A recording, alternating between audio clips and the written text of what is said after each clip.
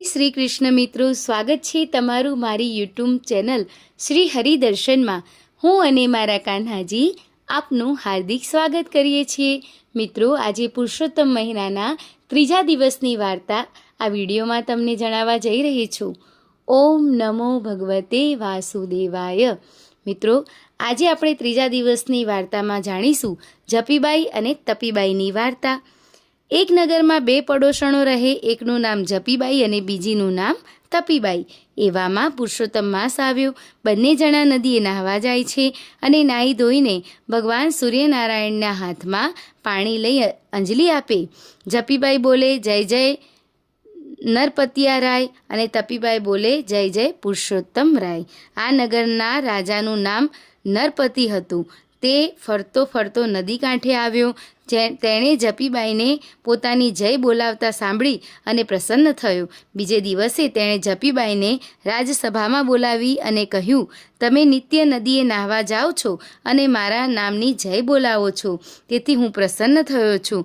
લો, આ 5 સોના મહોર અને આ સાકર કોળું. કોળાનું શાક કરજો. જપીબાઈ તો કોળું અને 5 સોના મહોર લઈને રાજાને પ્રણામ કરીને ચાલી નીકળી.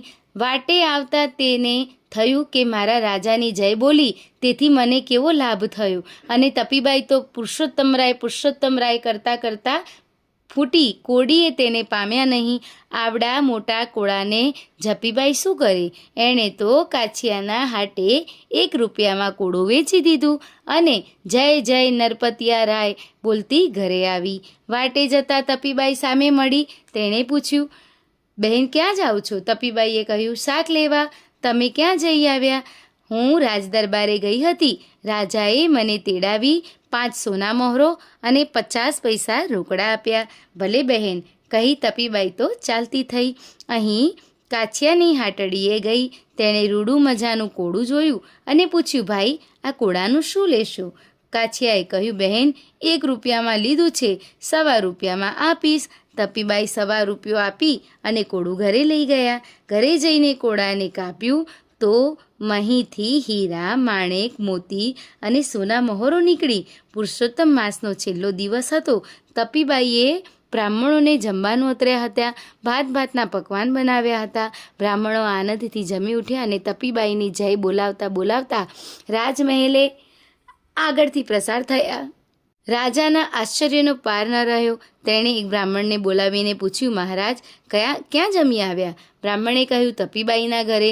રાજાએ વધુ નવાઈ લાગી. તેણે વિચાર્યું કે મેં હીરા, માણેક, મોતી, મહોરોનું ભરેલું કોળું તો જપીબાઈને આપ્યું હતું અને તપીબાઈ તો રંક છે. બ્રાહ્મણોને જમાડે તો જપીબાઈ જમાડે, તપીબાઈ સી રીતે જમાડે? અવશ્ય કંઈક ગોટાળો છે. રાજાએ એ જ ઘડીએ તપીબાઈને તેડાવ્યા અને પૂછ્યું, તમે તો સાધારણ સ્થિતિના છો ને આખા નગરમાં બ્રાહ્મણોને જમાડ્યા સી રીતે? તપીબાઈએ સાચું બોલી, મહારાજ, આજે હું કાછિયાને ત્યાં 1 કોળું લાવવા માટે ગઈ હતી. તેને કાપ્યું તો તેમાંથી સોના મહોરો અને હીરા માણેક મળ્યા. તે વેચીને મેં બ્રાહ્મણોને જમાડ્યા. તપીબાઈ, કોળામાંથી જે દ્રવ્ય મળ્યું તે કંઈ તમારું ન હતું તો કાછિયાને પાછું કેમ ના આપી આવ્યા? રાજાએ પૂછ્યું. મેં કાછિયાને પૂછ્યું, પરંતુ કાછિયાએ કહ્યું, આ ધન તમારા ભાગ્યનું છે, તેથી તમોને મળ્યું છે, એ મારે ન જોઈએ. તપીબાઈએ કહ્યું. મહારાજે કાછિયાને બોલાવ્યો અને પૂછ્યું, તે જે તપીબાઈને કોળું વેચ્યું એ ક્યાંથી લાવ્યો હતો? કાછિયાએ કહ્યું, એ તો મને જપીબાઈએ 1 રૂપિયામાં વેચી ગયા હતા. રાજાએ જપીબાઈને બોલાવ્યા અને કહ્યું, જુઓ જપીબાઈ, તમે આખો પુરુષોત્તમ માસ મારા નામનો જય બોલાવ્યો, તેથી મેં 5 સોના મહોરો અને લાખો રૂપિયાના રત્નો ભરી 1 કોળું આપ્યું હતું. એ કોળું તમે કાછિયાને વેચ્યું. કાછિયાને ત્યાંથી તપીબાઈએ શાક માટે વેચાતું લીધું. મારે જે દ્રવ્ય તમને આપવું હતું તે તેમને મળ્યું. તમારા ભાગ્યમાં ન હોય તો તમને ક્યાંથી મળે? રાજાએ સૌને વિદાય દીધી. કાછિયો કહે, જેના જેવા ભાગ્ય. જપીબાઈ કહે, નરપતિ કરતાં જગપતિ મોટો છે.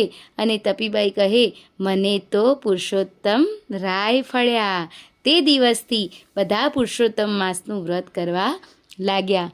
મિત્રો, કહેવાય છે ને કે જેના ભાગ્યમાં જે લખાયેલું હોય તે જ તેને મળે છે. જેના નસીબમાં સુખ લખાયેલું છે તેને દુઃખ કદી મળતું નથી, અને જેના નસીબમાં દુઃખ લખાયેલું છે તેનું દુઃખ કોઈ લઈ જઈ શકતું નથી. પણ હા, એક વસ્તુ જરૂર છે કે તમે જો દુઃખી હો અને ભગવાનનું શરણ લો તો ભગવાન તમારી સહાય અવશ્ય કરે છે, તે દુઃખને ઓછું કરે છે અને તમને તે દુઃખ સહન કરવાની શક્તિ આપે છે. મિત્રો, આ હતી ત્રીજા દિવસની વાર્તા. હવે ફરી નવી વાર્તા સાથે મળીશું. ત્યાં સુધી મને રજા આપશો. જય શ્રી કૃષ્ણ.